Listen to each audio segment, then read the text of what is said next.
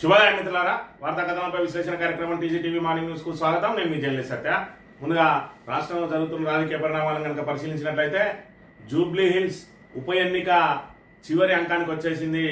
నేటి ఉదయం 7 గంటల నుంచి జూబ్లీ హిల్స్ ఎన్నిక ఒకవైపు జరుగుతుండగా కాంగ్రెస్ ప్రభుత్వం, కాంగ్రెస్ పార్టీ తన ఏదైతే శక్తినంతా కూడా ఉపయోగించి ఈ ఉప ఎన్నికను గట్టెక్కేందుకు ప్రయత్నం చేస్తా ఉంది. దానికోసం పూర్తి స్థాయిలో అధికార దుర్వినియోగానికి పాల్పడమే కాకుండా నిబంధనలకు విరుద్ధంగా మంత్రులందరూ కూడా జూబ్లీ హిల్స్ లో తిష్టవేసి వివిధ జిల్లాలకు సంబంధించిన ఎమ్మెల్యేలు, ఎమ్మెల్సీలు బూతుల వారిగా అక్కడ నిలబడి మరి ఇక్కడ ఏదైతే ఓటర్లు సమీక్షిస్తా ఉన్నారు.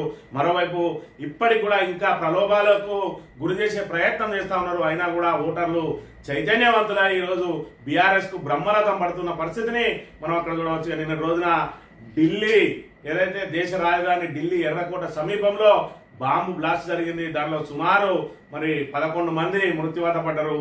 అనేక మంది మరి ఏదైతే గాయాల పాలైనరు. ఇదంతా ఉగ్రవాద చర్య అయినప్పటికీ కూడా దానికి సంబంధించి ఇంకా పూర్తి వివరాలు తెలియాల్సి ఉందని చెప్పి మరి నిన్నటి రోజున హోమ్ మినిస్టర్ ప్రకటించిన అంశాన్ని మనం ఇక్కడ చూడవచ్చు. ఈ వార్తా కథనాలను కనుక పరిశీలించినట్లయితే ముందుగా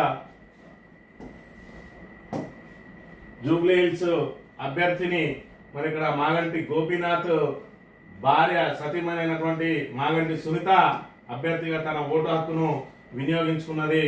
మరి అక్కడ జూబ్లీ హిల్స్ ఉప ఎన్నికలో భాగంగా నిలబడ్డటువంటి మాగంటి సునీత మరి ఇక్కడ ఆమె ఓటు హక్కును వినియోగించుకున్న అంశాలు వచ్చి నమస్తే తెలంగాణ వార్తలను గమనించినట్టయితే ఢిల్లీలో పెను ఉగ్రదాడి, భారీ విస్ఫోటంతో దద్దరిల్లిన దేశ రాజధాని, 11 మంది పౌరుల దుర్మరణం, చారిత్రక ఎర్రకోట వద్ద భారీ పేలుడు, ఉలిక్కిపడిన దేశం, సుభాష్ మార్గ్ ట్రాఫిక్ సిగ్నల్ వద్ద నడుస్తున్న కారులో బ్లాస్టు, పేలుడు దాడికి ఎగిరిపడిన జనం, చిత్రమైన మృతదేహాలు, 24 మందికి పైగా గాయాలు, 22కు పైగా కార్లు, షాపులు ధ్వంసం, ఆత్మాహుతి దాడిగా అనుమానం, దేశమంతా హై అలర్ట్, రంగంలో దిగిన ఎన్ఐఏ, ఎన్ఎస్జీ, ఓ అనుమానితుల అరెస్టు, అన్ని కోణాల్లో సమగ్ర దర్యాప్తు చేస్తామని కేంద్రం ప్రకటన, హర్యానా రిజిస్ట్రేషన్ కారు ఓనర్ గుర్గావ్లో అరెస్ట్ అని చెప్పి మరి ఇక్కడ చారిత్రాత్మకమైనటువంటి ఎర్రకోట దగ్గర ఈ ఉగ్రవాదులు బాంబులు వేల్చి భారత్కు సవాలు విసిరిండ్రు. మనం ఏదైతే పాకిస్తాన్ మీద మరి ఇక్కడ ఆపరేషన్ సింధూర్ పేరుతోటి వాళ్ళ పీచ మనిషినమో మళ్ళీ ఉగ్రదాడులకు, కుట్రలకు తెరదీసింది పాకిస్తాను. ఏదైతే పాకిస్తాన్ లోని ఉగ్రవాద సంస్థలకు ఇక్కడ ఉన్న వాళ్ళను ప్రలోభ పెట్టి వారిని ఆయుధాలుగా మలుచుకొని వాళ్ళతోటి ఆత్మాహుతి దాడులు చేయించడానికి కూడా వెనకాడడం లేదు. మళ్ళీ ఢిల్లీలో పేలుడును సృష్టించి పేలుళ్లకు మరి వివిధ మహానగరాలన్నింటి కూడా టార్గెట్ చేసుకుని పేలుళ్లకు కుట్రవన్నీ ఇలా భారత్ కు సవాలు విసురుతా ఉన్నది పాకిస్తాన్. మళ్ళీ బయటికి మాత్రం ఏం తెలియనట్టుగా, మళ్ళీ నాకేం పాపం తెలియదు అన్నట్టుగా ఉంటా ఉన్నది. ఆ పాకిస్తాన్ అంటేనే ఉగ్రవాదులకు సంబంధించిన దేశం, ఉగ్రవాదులకు నిలయమైనటువంటి దేశం. దాన్ని ఆపరేషన్ సింధూర్ ద్వారా పూర్తిగా తుడిచిపెట్టక ముందే మరి ఇక్కడ ఏదైతే కాల్పుల విరమణ జరిగిందో దాన్ని అవకాశంగా భావించి ఇప్పుడు మన మీద కక్ష సాధింపులకు పాల్పడతా ఉన్న అంశాన్ని కూడా మనం ఇక్కడ చూడవచ్చు. ఇక్కడ వైట్ కాలర్ ఉగ్రవాదులు ఆటకట్టడ, 4 డాక్టర్లు సహా 8 మంది అరెస్టు, 2900 కిలోల ఆర్డీఎక్స్ స్వాధీనం. 2900 కిలోలు అని అంటే మరి ఇక్కడ 29 క్వింటాళ్ళ ఆర్డీఎక్స్ అంటే పేరుడు దాటికి ఎంత పెద్ద ప్రమాదాలు సంభవించి ఉండేదో ఒక్కసారి మనం ఇక్కడ గమనించాలి. ఆఖరికి ప్రొఫెషనల్ డాక్టర్లు కూడా ఉగ్రవాదులకు మరి ఇక్కడ ఏదైతే ఉగ్రవాదులకు సానుభూతి పరులుగా మారిండ్రు, ఉగ్ర చర్యలకు పాల్పడతా ఉన్నారు, ఉగ్రవాదులకు సహకారం ఇస్తా ఉన్నారు. మరి ఏదంటే ఏదైతే ఆ పని పాట లేని వాళ్ళు, లేకపోతే మరి తిండికి లేని వాళ్ళు ఉగ్రవాదులుగా మారిందంటే వేరు, కానీ ఒక స్వచ్ఛమైన వైట్ కాలర్ వృత్తిలో ఉండి డాక్టర్ వృత్తిలో ఉండి ఇలాంటి ఉగ్రవాదులకు ఏదైతే ప్రాణాలు తీయాల్సిన వాళ్ళే, ప్రాణాలు కాపాడాల్సిన వాళ్ళే ప్రాణాలు తీస్తున్న పరిస్థితి ఈ రోజు భారత్ లో నెలకొన్నది. అంటే ఉగ్రవాదులు వాళ్ళని ఏ విధంగా మరి ప్రలోభ పెట్టి తమకు అనుకూలంగా మార్చుకుంటున్నారో మనం ఇక్కడ చూడవచ్చు. జూబ్లీ హిల్స్ కు సంబంధించి మరి ఇక్కడ అనేక ప్రలోభాలు చేస్తా ఉన్నది కాంగ్రెస్ పార్టీ. ఇక్కడ చీరలీయడం కానీ బహిరంగంగానే డబ్బులు పంచుతున్న కాంగ్రెస్ నాయకులను మరి ఇక్కడ పోలీసులు ఏమాత్రం కూడా వాళ్ళని నిరోధించే ప్రయత్నం చేయడం లేదు. ఇక్కడ బాహాటంగానే డబ్బులు పంచుతున్న పరిస్థితిని కూడా మనం చూడవచ్చు.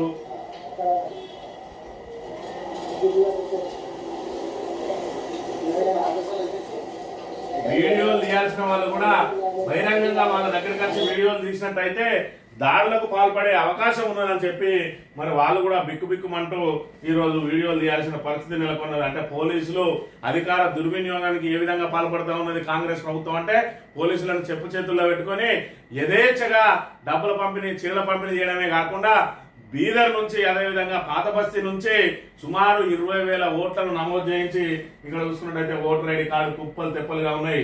బూతుల వారీగా వాళ్ళను విభజించి ఆ బూతుల వారీగా వాళ్ళను తీసుకొచ్చి ఓట్లు వేయించడానికి ప్రయత్నం చేస్తున్న పరిస్థితి. బీదర్ నుంచి బోగస్లు కాంగ్రెస్ బరిదగింపు 20,000 నకిలీ ఓట్లకు భారీ కుట్ర. ఓటమి భయంతో అధికార పార్టీ నేతల అడ్డదారి పోరాటం. బీదర్ గుల్బర్గా నుంచి 5,000 మందిని రప్పించిన కాంగ్రెస్. పాతబస్తీ ఖైరతాబాద్ నుంచి 15,000 దొంగ ఓటర్లు, 20,000 ఫేక్ కార్డులు సృష్టి, బూతుల వారీగా సర్దుబాటు, నకిలీ ఓటర్ల తరలింపునకు డివిజన్ కు ఒక షాడో టీం, కీలక మంత్రి పర్యవేక్షణలోనే తరలింపు, ఆయనకు సహాయంగా సినిమా మిస్ వరల్డ్ ఘటనల షాడోలు. ఉదయం 7 గంటలకే దొంగ ఓటర్లను దింపాలని నిర్ణయం, పోలీసుల సహకారం, ఎన్నికల అధికారుల చోద్యం. నకిలీ ఓట్ల కట్టడికి సర్వశక్తులు ఒడ్డుతున్న బీఆర్ఎస్. నిబంధనల విరుద్ధంగా కాంగ్రెస్ నాయకుల ప్రచారం. విచ్చలవిడిగా ప్రలోభ పర్వం, చీరలు, డబ్బుల పంపిణీ అని చెప్పి మరి ఇక్కడ నిన్నటి ఏదైతే మొన్నటి రోజున 9వ తేదీ 5 గంటలకే ప్రచారం ముగిసింది. నాన్ లోకల్ వాళ్ళందరూ కూడా వెళ్ళిపోవాలనంటే మంత్రులు సైతం అక్కడే తిష్ట వేసిండ్రు. అదేవిధంగా ఎమ్మెల్యేలు ఎమ్మెల్సీలు బూత్ల వారీగా సమీక్షలు చేస్తా ఉన్నారు. మరి ఏ విధంగా కార్యకర్తలను మరి ఇక్కడ ఓటర్లను ప్రలోభ పెట్టడానికి వాళ్ళను ప్రోత్సహిస్తూ వాళ్ళ మీద నియంత్రణ చేస్తూ మరి ఇక్కడ ఏదైతే పోలింగ్ స్టేషన్ల చుట్టూ చక్కర్లు కొడతా ఉన్నారు అని అంటే కాంగ్రెస్ ప్రభుత్వం ఏ విధంగా అధికార దుర్వినియోగానికి పాల్పడతా ఉన్నది. మరోవైపు చూసుకున్నట్టయితే పోలీసులు వాళ్ళను నిలువరించే ప్రయత్నం కూడా చేయడం లేదు కనీసం. దాంతో యథేచ్ఛగా చీరల పంపిణీ, యథేచ్ఛగా మరి ఇక్కడ ప్రలోభాలు, యథేచ్ఛగా డబ్బుల పంపిణీ చేయడమే కాకుండా ఈ విధంగా దొంగ ఓట్ల కోసం ఆల్రెడీ ఇక్కడ ఓటర్ ఐడి కార్డులు మరి ముందే ఏదైతే ఎలక్షన్ వస్తుందని ముందే ఊహించినటువంటి 6 నెలల్లోపు ఏదైతే వ్యక్తి మరణించినాక 6 నెలల్లోపు ఎలాగో ఎలక్షన్ వస్తుంది కాబట్టి నవీన్ యాదవ్ మరి ఏదైతే టికెట్ ఆశిస్తా ఉన్నాడో ఆయన ముందే ఇవన్నీ అస్త్రశస్త్రాలన్నీ సిద్ధం చేసుకున్నాడు. వివిధ నియోజకవర్గాలకు సంబంధించిన వాళ్ళను ఇక్కడ ఓటర్లుగా మరి నమోదు చేయించింది. అదే విధంగా గుల్బర్గా బీదర్ నుంచి కూడా 5,000 దొంగ ఓట్లను నమోదు చేయించి వాళ్ళందరినీ కూడా రంగంలోకి దింపి ఈ రోజు దొంగ ఓట్లు వేయించుకోబోతా ఉన్నారు. మరి గతంలో చూసుకున్నట్టయితే రిగ్గింగ్లు జరిగేది. మరి ఇది కూడా వన్ టైప్ ఆఫ్ రిగ్గింగ్ అన్నట్టే. కాకపోతే అప్పుడు ఓటర్లకు సంబంధించి అసలు ఓటర్లకు సంబంధించి ఒకలే వెళ్ళి ఇష్టం ఉన్నన్ని ఓట్లు గుద్ది అలా పడేసే వాళ్ళు. ఇప్పుడు అట్లా కాకుండా మరి ఇక్కడ ఓటర్లను నకిలీ ఓటర్లను సృష్టించి మరి ఇక్కడ బాజాప్తా ఇక్కడ ఏదైతే ఆ రిగ్గింగ్ చేస్తా ఉన్నారు ఇదో రకమైన రిగ్గింగ్ అనే విషయాన్ని మనం ఇక్కడ గమనించాలి. కాంగ్రెస్ ఆగడాలను అడ్డుకోండి. జూబ్లీ హిల్స్ లో అధికార దుర్వినియోగం, విచ్చలవిడిగా మద్యం, నగదు, చీరల పంపిణీ. కొందరు అధికారులు పోలీసులు కూడా అధికార పార్టీకి తొత్తులా వ్యవహరిస్తున్నారు. బాధ్యులపై కఠిన చర్యలు తీసుకోవాలని మాజీ మంత్రి హరీష్ రావు, అదేవిధంగా మరి ఇక్కడ మా పార్టీకి సంబంధించిన ఎంపీలు, మాజీ ఎమ్మెల్యేలు, మాజీ మంత్రులందరూ కలిసి మరి ఏదైతే ఎన్నికల ప్రధానాధికారి సుదర్శన్ రెడ్డికి వినతి పత్రం అందజేసారు. అయినా కూడా ఎన్నికల అధికారులు కూడా చోద్యం చూస్తా ఉన్నారు. మరి ఇక్కడ డ్రోన్ కెమెరాలతో నిఘా అంటా ఉన్నారు. వివిధ ప్రాంతాలకు సంబంధించిన ఎమ్మెల్యేలు ఎమ్మెల్సీలు మరి నాన్ లోకల్ వాళ్ళందరూ వచ్చి అక్కడే తీసుకువేసినా కూడా వాళ్ళని కనీసం బయటికి పంపించలేని దుస్థితిలో ఉన్నది కదా ఎన్నికల కమిషన్ అనే విషయాన్ని కూడా మనం ప్రధానంగా చూడవచ్చు. ఇక హవాలా తరహాలో ఓటర్లకు డబ్బులు, చేతుల్లోనే ప్రింటర్లు, టోకెన్ల పంపిణీ, మొబైల్ సాఫ్ట్వేర్ లో ఎంట్రీతో ధృవీకరణ, చీకటి గదుల్లోకి తీసుకెళ్లి నగదందజేత. కాంగ్రెస్ మాఫియాపై ఓ జూబ్లీ హిల్స్ ఓటర్ పెట్టిన post social media viral. Check పోస్టులు, తనిఖీలు ఎందుకని నిలదీత, పోలీసు బలగాల నిఘా ఏమైందని చెప్పి ప్రశ్న అని మరి ఇక్కడ ఏదైతే ప్రలోభాల కోసం అన్ని రకాల టెక్నాలజీలను కూడా వాడుకుంటా ఉన్నది. యథేచ్ఛగా డబ్బులు పంపిణీ చేస్తా ఉన్నది. మరి అడ్డుకోవాల్సింది పోలీసులే కాబట్టి ఆ పోలీసు వ్యవస్థను పూర్తిగా చెప్పు చేతుల్లో పెట్టుకొని అడ్డదారిలో మరి ఇక్కడ వెళ్తా ఉన్నది. అయినా కూడా జూబ్లీ హిల్స్ ఓటరు మరి ఇక్కడ తీసుకునే ఏదైతే నిర్ణయం ఏదైతే ఉన్నదో అది తెలంగాణ ప్రజల తలరాతను మార్చబోతా ఉన్నదనే విషయాన్ని మనం ఇక్కడ గమనించాలి. ఇక ప్రజాకవి అందశ్రీ ఇక లేరు, దివిజయం తెలంగాణ మట్టి కవి. బీఆర్ఎస్ అధినేత మాజీ ముఖ్యమంత్రి కేసీఆర్ దిగ్భ్రాంతి. ప్రధాని మోడీ, సీఎం, మంత్రులు, సాహితీవేత్తల సంతాపం. బతుకాయ వద్ద నివాళులర్పించిన కేటీఆర్. ఎన్ఎఫ్సి నగర్ లో అధికార లాంఛనంతో నేడు అంత్యక్రియలని చెప్పి జయ జయ హే తెలంగాణ గీతం రూపకర్త తెలంగాణ ఉద్యమంలో తన పాటలతోటి తన ఏదైతే గేయాలతోటి మరి ఏదైతే తెలంగాణ ఉద్యమ స్ఫూర్తిని రగిలించినటువంటి ప్రజాకవి మరి అందశ్రీ నిన్నటి రోజున గుండెపోటుతోటి మరి దుర్మరణం పాలైండు. ఈ రోజున అంత్యక్రియలు జరగబోతా ఉన్నాయి. దానికి ముఖ్యమంత్రి కూడా అంత్యక్రియల్లో పాల్గొంటాడని చెప్తున్న పరిస్థితి మనం చూడవచ్చు. ఇక స్పీకర్ పై ధిక్కరణ చర్యలు చేపట్టాలి. ట్రిబ్యునల్ చైర్మన్ గా ఆయన విఫలమయ్యారు. సుప్రీంకోర్టు విధించిన 3 నెలల గడువులోగా ఫిరాయింపు ఎమ్మెల్యేలపై చర్యలు తీసుకోలేదు. సుప్రీంకోర్టులో బీఆర్ఎస్ మరో పిటిషన్. ఏదైతే ఫిరాయింపు ఎమ్మెల్యేలు ఉన్నారో వాళ్ళ మీద 3 నెలలలోపు చర్యలు తీసుకోవాలని సుప్రీంకోర్టు ఇచ్చిన తీర్పును ఆయన శిరస వహించలేదు కాబట్టి కోర్టు ధిక్కరణ కేసు మరి ఫైల్ చేయించింది. మళ్ళీ బీఆర్ఎస్ ఖచ్చితంగా ఆయన మీద చర్యలు తీసుకోవాలి, ఆయన ట్రిబ్యునల్ చైర్మన్ గా విఫలమైందని చెప్పి మరొక పిటిషన్ ను దాఖలు చేసింది సుప్రీంకోర్టులో. ముఖ్య నేత వసూళ్లకు తెలిసి ఆదాని పీచేమోట్ బంధువు ద్వారా పారిశ్రామికవేత్తలకు డబ్బుల ఒత్తిడి. అందువల్లే తెలంగాణలో డాటా సెంటర్ హబ్ ఏర్పాటుకు వెనుకడు వేసిన గౌతమ్ అదాని తెలంగాణతో పాటు తమిళనాడు, కర్ణాటకలోనూ పారిశ్రామికవేత్తలను పీడిస్తున్న లంచగొండి ప్రభుత్వాలు. సీనియర్ పాత్రికేయుడు ఆర్ రాజగోపాలన్ వ్యాఖ్యలని చెప్పి మరి ఇక్కడ విశాఖలో డాటా సెంటర్ వచ్చింది. మరి గూగుల్ అదే విధంగా ఆదాని సంయుక్తంగా ఆ డాటా సెంటర్ ను అక్కడ ఏర్పాటు చేస్తా ఉన్నారు. మరి మొదట తెలంగాణలోనే ఏర్పాటు చేయాలనుకున్నారు డాటా సెంటర్ కు.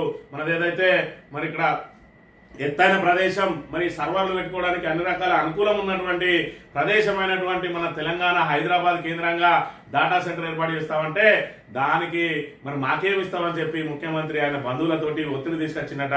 మరి ఈ లంచాలను తట్టుకోలేమని చెప్పి మరి ఆయన ఇక్కడ నుంచి ఆంధ్రాకి తరలి వెళ్ళారు. తమిళనాడు పోదాం అనుకుంటే అక్కడ లంచాల భాగవతమే, కర్ణాటక పోదామంటే అక్కడ లంచాల భాగవతమే అని చెప్పి చివరికి మరి ఇక్కడ ఆంధ్రాకు తరలి వెళ్ళింది అని చెప్పి మరి ఇక్కడ సీనియర్ పాత్రికేయుడు అయినటువంటి రాజగోపాలన్ మాట్లాడిన అంశాన్ని ఇక్కడ ప్రధానంగా వార్తగా ప్రచురించింది. ఇదంతా కూడా ఆదాని మరి కార్యాలయమే దీన్ని ధృవీకరించిందని కూడా చెప్తున్న పరిస్థితిని మనం ఇక్కడ ప్రధానంగా చూడవచ్చు.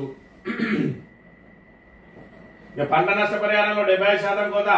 4,47,000 ఎకరాలు కాదు, 1,10,000 ఎకరాలనట. మొంతాతో తొలుత 4,47,000 ఎకరాల్లో పంట నష్టం జరిగిందని ప్రభుత్వం వెల్లడి. ఇప్పుడు దాన్ని 1,10,000 ఎకరాలకు కుదించిండు. పంట నష్ట పరిహారం ఇస్తే మరి కోట్లాది రూపాయలు ప్రభుత్వ ఖజానాకు గండి పడుతుంది కాబట్టి ఆ ప్రభుత్వ ఖజానా నుంచి డబ్బులు పోకుండా కాపాడుకోవడం కోసం రైతులను నట్టేట ముంచుతున్న పరిస్థితి. 4,47,000 ఎకరాలు ఎక్కడ, ఇలా 1,10,000 ఎకరాలు ఎక్కడ. మరి ఇక్కడ 30 వంతు కోత విధించి ఈరోజు మరి ఇక్కడ ఏదైతే ఆ నష్టపరిహారాన్ని పంపిణీ చేయాలని చెప్పి ప్రయత్నం చేస్తున్న విషయాన్ని మనం ఇక్కడ ప్రధానంగా గమనించవచ్చు. ఇక సిద్ధుకు పదవీ గండం. అపాయింట్మెంట్ ఇవ్వని కాంగ్రెస్ అధిష్టానం. సీఎంతో భేటీకి విముఖత. ఢిల్లీకి రావద్దని ఆదేశాలట.